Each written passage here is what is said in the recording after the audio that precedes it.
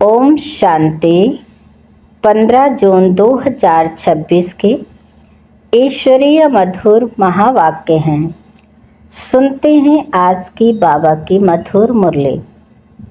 बाबा ने कहा, मीठे बच्चे, अमर बाबा आया है तुम्हें ज्ञान का तीसरा नेत्र देने।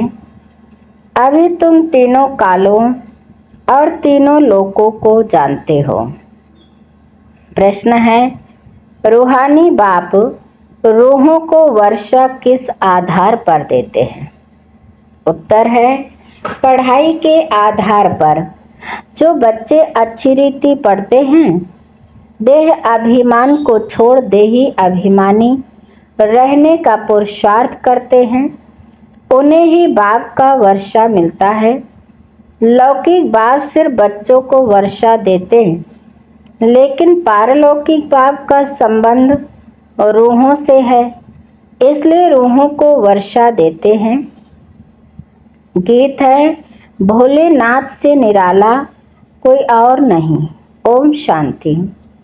रूहानी बच्चे रूहानी बाप से अमर कथा सुन रहे हैं। इस मृत्यु लोक से अमर लोक में जाने के लिए निर्वाण धाम को अमर लोक नहीं कहा जाता। अमर लोक कहाँ, जहाँ तुम अकाले मृत्यु को नहीं पाते हो, इसलिए उनको अमर लोक कहा जाता है। रूहानी बाप जिसको अमरनाथ कहा जाता है, जरूर अमर लोक में ले जाने के लिए मृत्यु लोक में कथा सुनाएंगे। 3 कथाएं भारत में ही मशहूर हैं। अमर कथा, सत्यनारायण की कथा, तिजरी की कथा। भक्ति मार्ग में तो तिजरी का अर्थ कोई समझते ही नहीं है। ज्ञान का तीसरा नेत्र सिवाय ज्ञान सागर अमर बाबा के कोई दे न सके। यह भी झूठी कथाएं सुनाते हैं। मीठे मीठे रूहानी बच्चे अब जान गए हैं कि हमको अब ज्ञान का तीसरा नेत्र मिल रहा है। जिस तीसरे नेत्र से तीनों कालों तीनों लोकों को तुम जान चुके हो। मूल वतन, सूक्ष्म वतन, स्थूल वतन के आदि मध्य अंत को भी जान चुके हो। इसलिए बच्चे अपने को त्रिकालदर्शी भी समझते हैं। तो मीठे मीठे बच्चों, बिगर सृष्टि में कोई त्रिकालदर्शी नहीं होता। तीनों कालों अर्थात सृष्टि के आदि मध्य अंत को नहीं जानते। मूल वतन, सूक्ष्म वतन, स्थूल वतन को बहुत जानते हैं, परंतु तीनों कालों के आदि मध्य अंत को कोई नहीं जानते। अब मीठे मीठे रूहानी बच्चे रूहानी बाप से सुन रहे हैं। हम उनके बच्चे बने हैं। एक ही बार तुम रूहानी बच्चों को रूहानी बाप मिला है। रूहों को पढ़ाते हैं और सब देह अभिमानी होने के कारण कहते हैं, मैं यह पढ़ता हूँ, मैं यह करता हूँ। देह अभिमान आ जाता है। अब इस संगम पर रूहानी बाप आकर रूहानी बच्चों को कहते हैं, तुम अच्छी रीति पढ़ो। बाप से हर एक बच्चा वर्षा लेने का हकदार है, क्योंकि सब रूहानी बच्चे हो ना। लौकिक संबंध में सिर्फ बच्चा वर्षे का हकदार बनता है। इस पारलौकिक संबंध में सभी बच्चों रूहों को वर्षा मिलता है। अमरनाथ की भी कथा सुनाते हैं। कहते पार्वती को पहाड़ी पर कंदराव में जाकर कथा सुनाई। यह तो रॉन्ग है ना। अब तुम बच्चे जानते हो झूठ क्या है, सच क्या है। सच तो जरूर सच्चा बाबा ही सुनाएंगे। बाप एक ही बार सच सुनाए सचखंड का मालिक बनाते हैं। तुम जानते हो इस झूठ खंड को आग लगनी है। यह जो कुछ देखने में आता है, यह नहीं रहेगा। समय बाकी थोड़ा है। यह शिव बाबा का ज्ञान यज्ञ है। जैसे लौकिक संबंध में भी बाप यज्ञ रचते हैं। कोई रुद्र यज्ञ रचते हैं, कोई गीता यज्ञ, कोई रामायण यज्ञ रचते हैं। यह है शिव बाबा व रुद्र ज्ञान यज्ञ। यह अंतिम यज्ञ है। तुम जानते हो हम अमरपुरी में अब जा रहे हैं। बाकी थोड़े मिनट का अब रास्ता है। कोई भी मनुष्य को यह पता नहीं है। वह तो कह देते हैं मृत्यु लोक से अमर लोक में जाने के लिए 40,000 वर्ष अभी पड़े हैं। अमर लोक सतयुग को कहा जाता है। तुम बच्चों को अभी बाबा सम्मुख बैठ अमर कथा, तिजरी की कथा, सत्यनारायण की कथा सुना रहे हैं। भक्ति मार्ग में क्या क्या होता है वह तो देखा। भक्ति मार्ग का कितना विस्तार है। जैसे झाड़ का बड़ा विस्तार होता है वैसे ही भक्ति का भी बड़ा कर्म कांड का झाड़ है। यज्ञ, व्रत, नेम, जप, तप आदि कितना करते हैं। इस जन्म के भक्त तो बहुत बैठे हैं। मनुष्यों की वृद्धि होती रहती है। तुम भक्ति मार्ग में आए हो तब से दूसरे धर्म स्थापन हुए हैं। हर एक का अपने धर्म से कनेक्शन है। हर एक की रस्म रिवाज अलग है। भारत अमरपुरी था।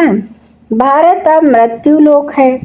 तुम आदि सनातन देवी देवता धर्म वाले थे, परंतु अब पतित होने के कारण तुम अपने को देवता कहला नहीं सकते। यह तुमको भूल गया है कि हम सो देवता थे।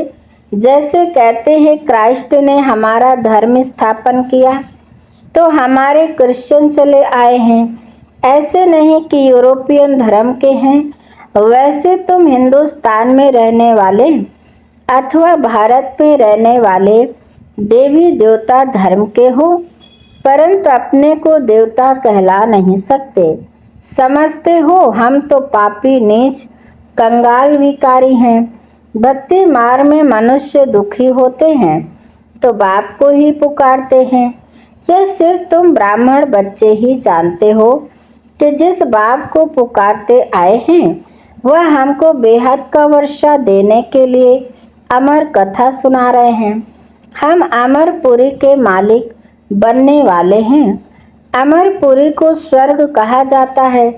तुम कहेंगे हम स्वर्गवासी बनने के लिए पुरुषार्थ कर रहे हैं। कलयुग में मनुष्य मरते हैं तो कहते हैं स्वर्गवासी हुआ। अब उसने कोई स्वर्ग में जाने के लिए पुरुषार्थ थोड़े ही किया। तुम तो पुरुषार्थ कर रहे हो अमरपुरी बैकुंठ में जाने के लिए। पुरुषार्थ कराने वाला कौन? अमर बाबा, जिसको अमरनाथ भी कहा जाता है। इस यज्ञ को पाठशाला भी कहा जाता है। दूसरे कोई पाठशाला को यज्ञ नहीं कहा जाता। यज्ञ अलग रचे जाते हैं जिसमें ब्राह्मण लोग बैठ मंत्र पढ़ते हैं। बाप कहते हैं यह तुम्हारा कॉलेज भी है, यज्ञ भी है, दोनों इकट्ठे हैं। तुम जानते हो इस ज्ञान यज्ञ से विनाश ज्वाला प्रज्वलित हुई है। इसमें सारी दुनिया स्वाहा हो जानी है, फिर नई दुनिया बननी है।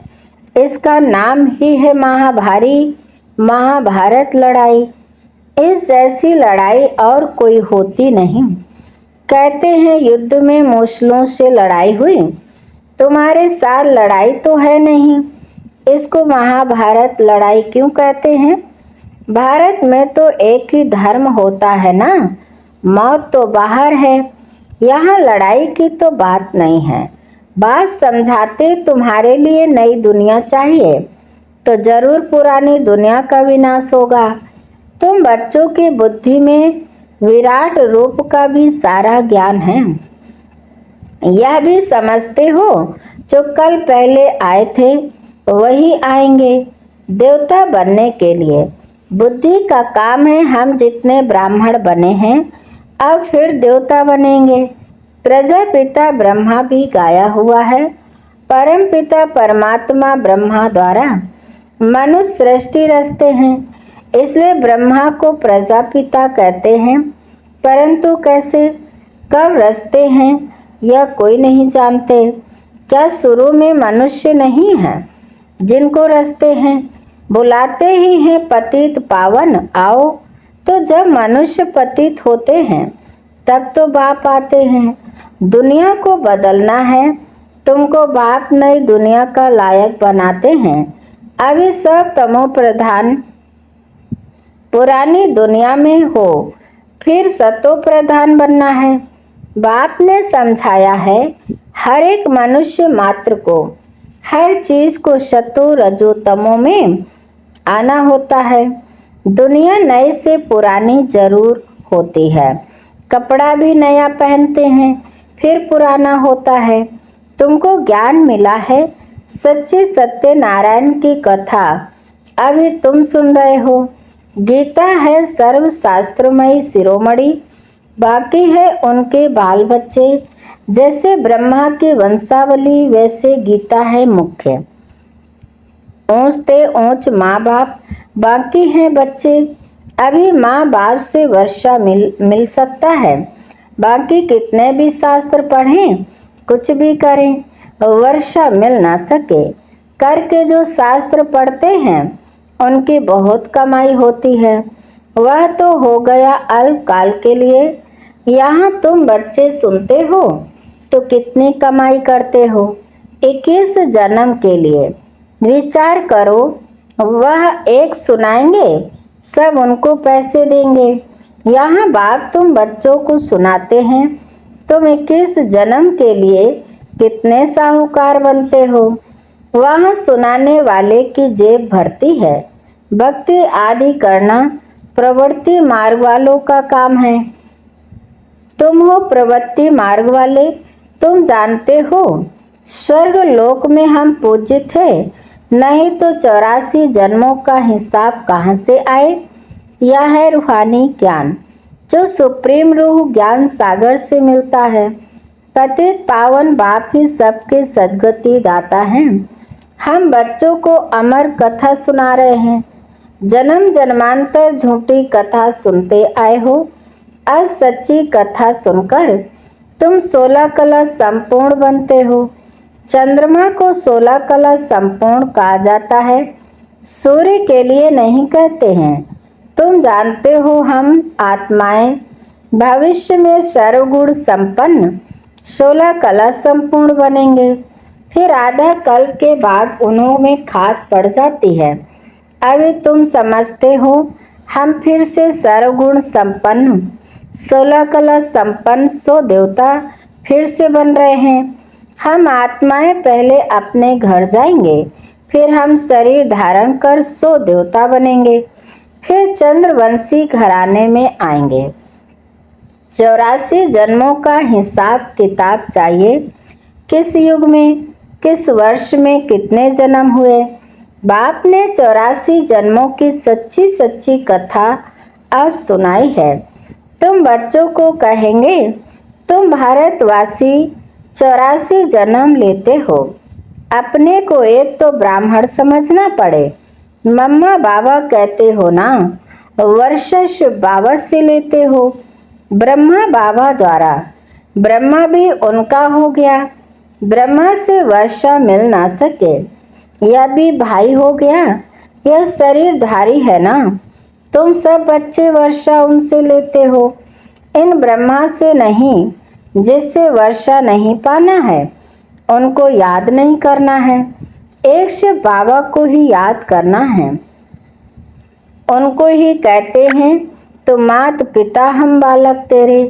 तुम उनके इनके पास आते हो तो बुद्धि में रहता है हम शिव बाबा के पास जाते हैं।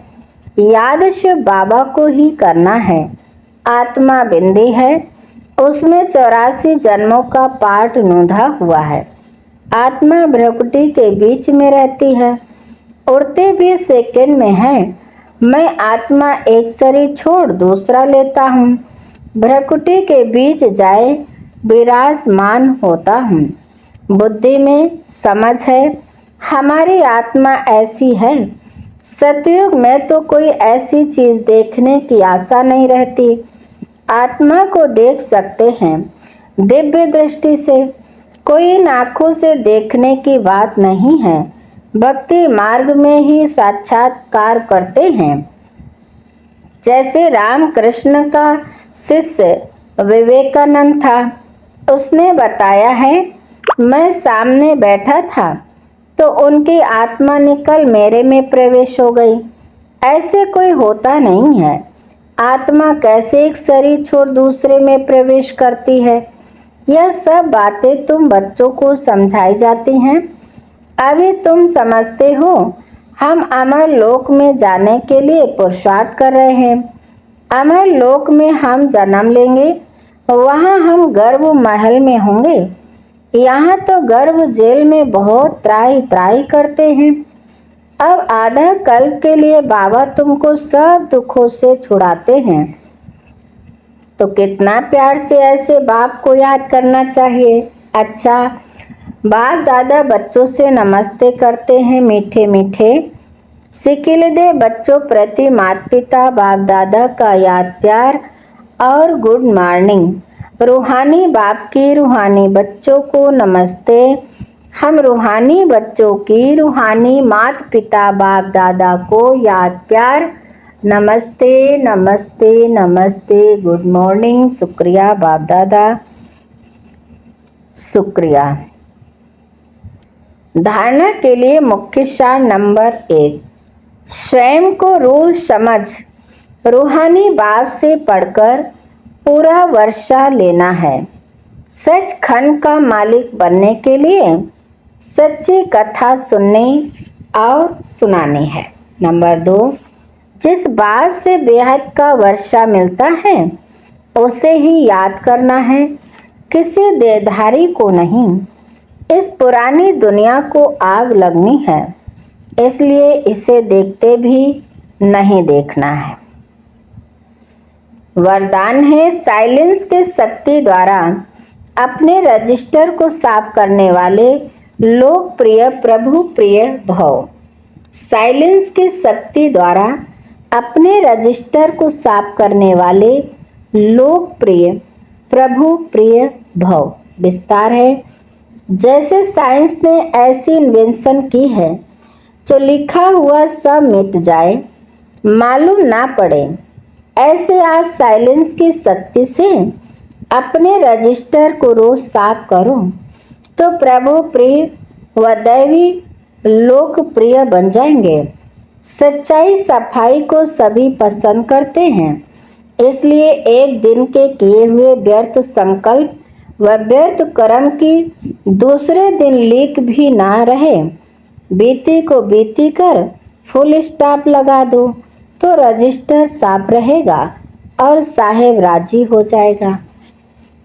स्लोगन है, व्यर्थ संकल्प करना व दूसरों के व्यर्थ संकल्प चलाने के निमित्त बनना, यह भी अपवित्रता है। व्यर्थ संकल्प करना व दूसरों के व्यर्थ संकल्प चलाने के निमित्त बनना, यह भी अपवित्रता है। अच्छा, आज के मूल्य के अव्यक्त इशारे हैं, सुनते हैं। सदा हर्षित रहने के लिए अपनी नेचर को सरल बनाओ, सहनशील बनो। मन वाणी कर्म में सरलता और सहनशीलता, यह दोनों आवश्यक हैं। अगर सरलता है सहनशीलता नहीं तो भी श्रेष्ठ नहीं। सरलता के साथ सहनशीलता है तो शक्ति स्वरूप कहा जाता है। शक्तियों के चित्रों में सरलता और सहनशीलता दोनों ही गुण दिखाते हैं। अभी के रिजल्ट में कहाँ सहनशीलता अधिक है, कहाँ सरलता अधिक है। अब इन दोनों को समान बनाओ। अच्छा, आज की मूल्य यहीं पर समाप्त होती है। मीठे मीठे प्यारे प्यारे बाप दादा को दिल से बहुत बहुत शुक्रिया। आप सभी महान आत्माओं को भी दिल से शुक्रिया। ओम शांति।